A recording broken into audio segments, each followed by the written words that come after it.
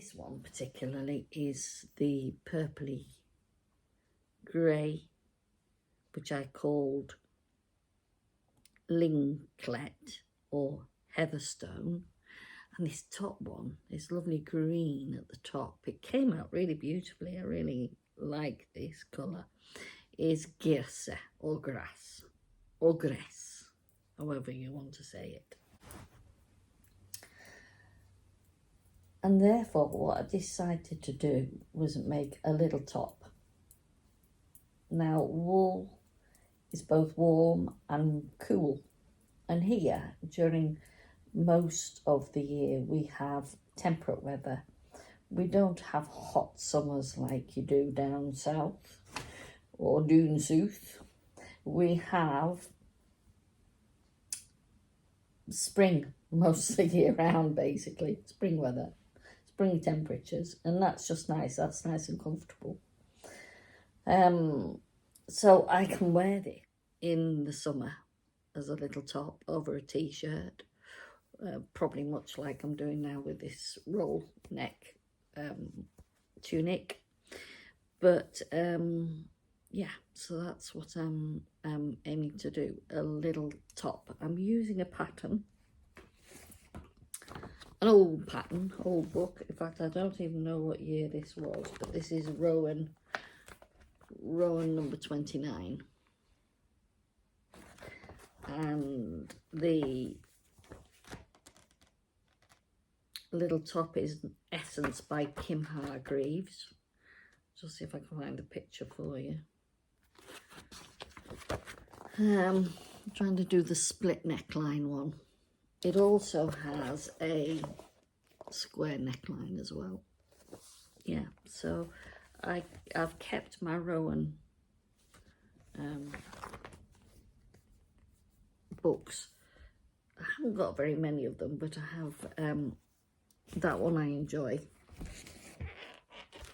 I also have Calf Facets pattern library, but I'm keeping it simple at the moment. I do like that one there, but that would take me some time to sit and think about, I think. Yeah, so I like those. So at the moment I've got up to the arm shaping, so I've done about 11 inches. I've got a tiny little wee split hem at the bottom, and I'm doing this, as this is 4-ply basically, I'm doing this on number 9 or 3 3/4mm knitting needles. I give you the UK sizes because I have no idea what the others are.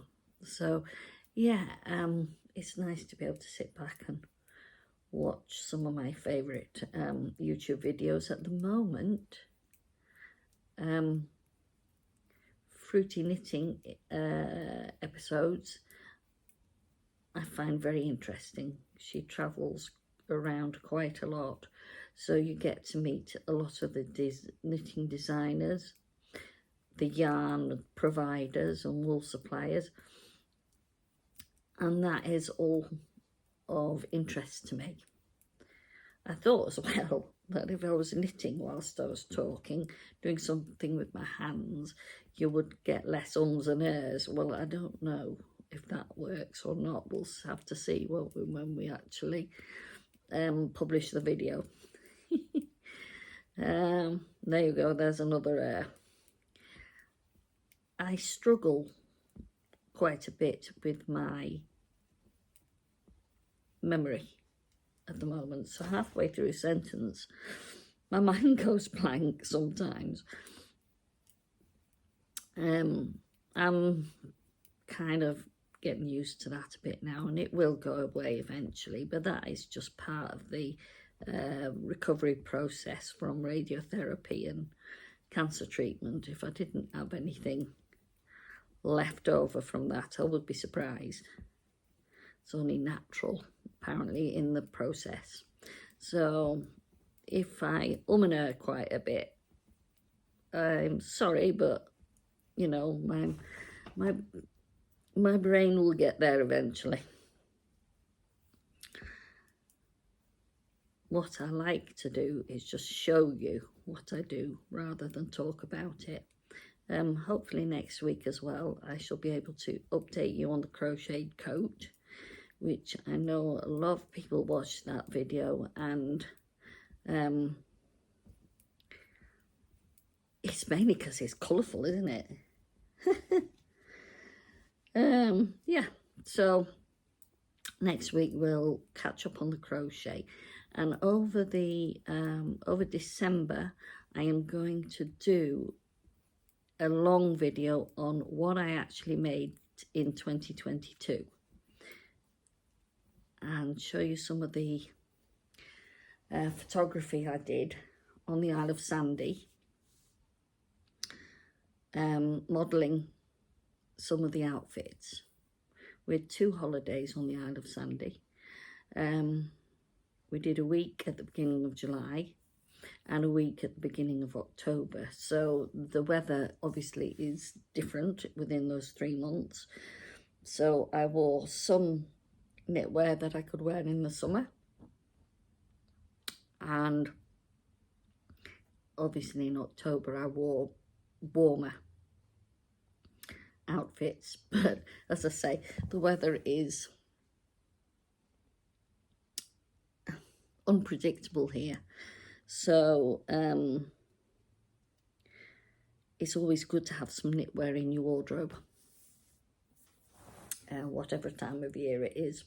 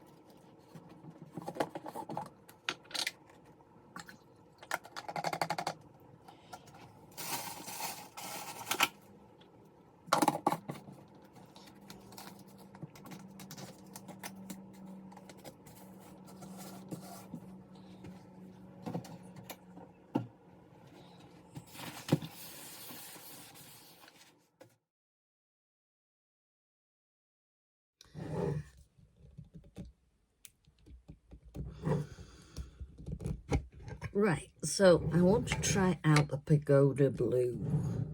What will the Pagoda Blue look like on white? So I've got a little paintbrush here, and I'm wiggling it around in the dye, and I'm going to just draw a line across, like so. We're doing a watercolour, basically, aren't we? So let me just clean the brush.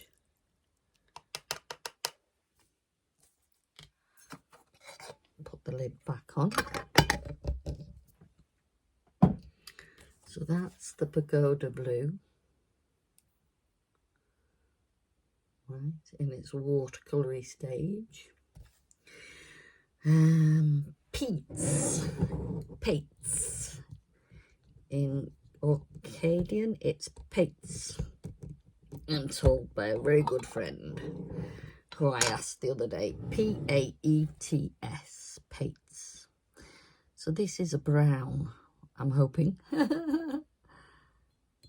So I'm just going to, oh yes, nicey nicey. I wanted it to be a kind of a chocolate orangey colour, but you know, hey, I'm happy whatever I get. And that's looking nice and browny.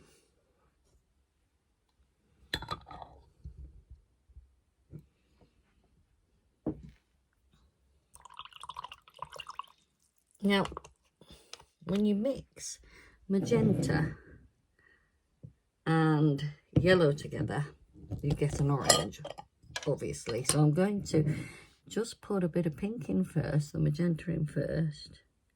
Oh, that is so gorgeous, isn't it? Look at it blending into each other.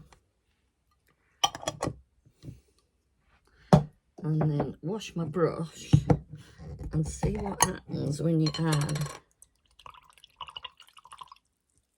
the yellow to the magenta.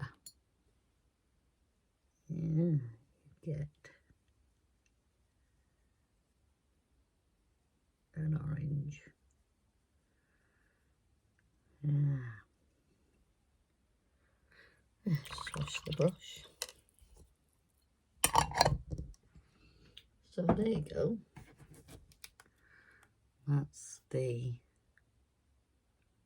well, I'll turn it this way because it's getting all, so that's the Pagoda Blue, the chocolatey brown, and the orange. Yeah. Pagoda Blue, chocolate, magenta, orange. Beautiful, isn't it? I love that combination, and I was, you know, I'd love to try and get that sort of colouring on a yarn, but this was super wash. 100% wool on a cone, which I made into a cardigan and a vest top. But yeah, it's just like painting, isn't it? Watercolour painting, fabric watercolour painting. I suppose that'll be next on the list to do, won't it? So then, for the Pete's dye, I want to do that in the casserole dish like I have been doing.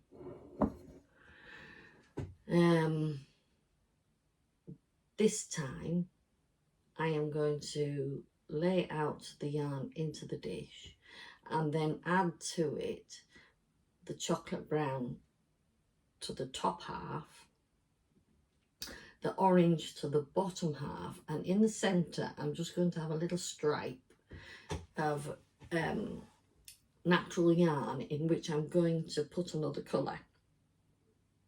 Now I'm sort of debating this. Do I put some of the leafy green or the girse in that, or do I put the heather colour in it? And I'm sort of veering over to the grassy colour. The yarn that's going in the stock pot is going to be the Pagoda Blue, and I'm hoping that if I